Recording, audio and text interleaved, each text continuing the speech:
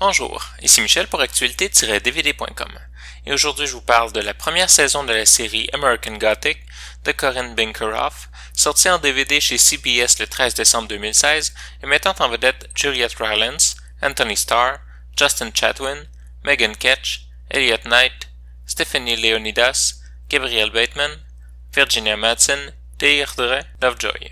Une famille riche et puissante se retrouve au milieu d'une enquête criminelle quand des meurtres commis par un tueur en série il y a près de 15 ans semblent avoir un lien avec la dite famille.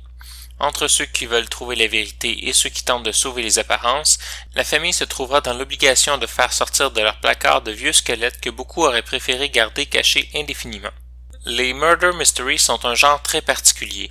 Alors qu'on montre tout ce qui se passe autour de l'action comme telle devra rester le plus secrète possible et l'information que l'on donne aux spectateurs devra être donnée au compte-gouttes de façon à ce que d'un côté on ne révèle pas trop tôt les indices qui vont laisser déduire la solution du mystère aux spectateurs et que de l'autre côté on n'ennuie pas les spectateurs avec l'étirement. Il y a plusieurs exemples de grandes réussites. Évidemment, il y a Hitchcock, mais aussi les téléséries de Poirot, Miss Marple ou Columbo. Même Arsène Lupin si on regarde du côté français.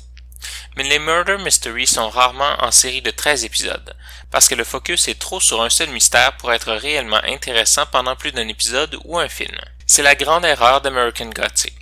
Un mystère, 13 épisodes de 45 minutes. On a le temps de faire le tour 10 fois. Alors, on en rajoute. On passe quelques épisodes à enquêter sur une fausse piste, on rajoute des meurtres et des mystères, on étire jusqu'à l'incohérence les tentatives d'éviter l'implication de la police. Pendant quelques épisodes, ça passe, et ça passe même assez bien. Mais après 5 ou 6, on est sur le bord du soap opera cheap, avec des révélations dramatiques qui ne font plus aucun sens, et des tensions inutiles ponctuées par des argumentations entre les personnages qui finissent par ne plus porter de sens après la 10e ou la 15e fois. La plupart des personnages deviennent désagréables à la longue à force de rester ancrés avec les mêmes caractéristiques, et les relations entre eux deviennent invraisemblables.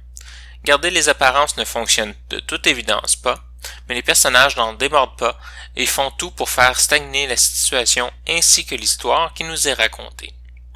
De l'autre côté, les spectateurs sont pour la plupart tous très bons, sans dire qu'on a un chef-d'œuvre d'interprétation.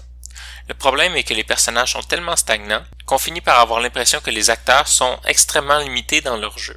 La série est présentée en format d'image 16:9 en anglais Dolby 5.1 et stéréo, avec les sous-titres en anglais et portugais. Dans les suppléments, on retrouve des scènes retirées ou allongées, un premier regard sur American Gothic au Comic-Con et des bloopers. En conclusion, je dirais que la première saison d'American Gothic aurait gagné énormément à être beaucoup plus courte. Un épisode film, comme les séries de Columbo, Poirot ou Marple, ou une mini-série de 4-5 épisodes. Mais étendre en 9 heures ce qui se raconte de manière beaucoup plus intéressante en 4 est une prouesse qui tire dans le pied d'un scénario intéressant qui se perd en dessous de trop de couches ajoutées pour faire durer le mystère. C'était Michel, je vous remercie et bon visionnement.